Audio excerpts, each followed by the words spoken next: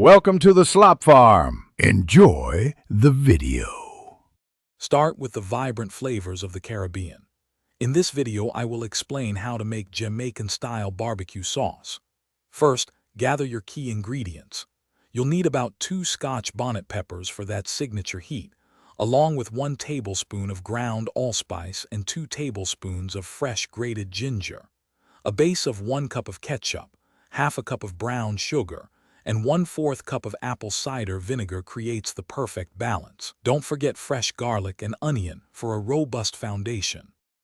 Now, let's prepare the flavor base. Carefully mince 2 Scotch bonnet peppers, making sure to remove the seeds if you prefer less heat. Finely chop 1 medium onion and 3 cloves of garlic. Gently sauté these aromatics in 1 tablespoon of vegetable oil over medium heat for about 5 minutes, until they become fragrant and softened. This step is crucial for building a deep, savory foundation for your sauce. Once your aromatics are ready, combine them with the remaining ingredients in a saucepan. Add 1 cup of ketchup, half a cup of brown sugar, 1/4 cup of apple cider vinegar, 2 tablespoons of grated ginger, and 1 tablespoon of ground allspice. Bring the mixture to a gentle simmer over medium-low heat.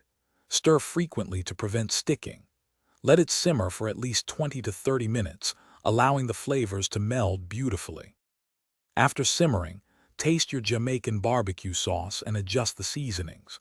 You might want to add a pinch more brown sugar for sweetness or a dash more Scotch bonnet for extra heat.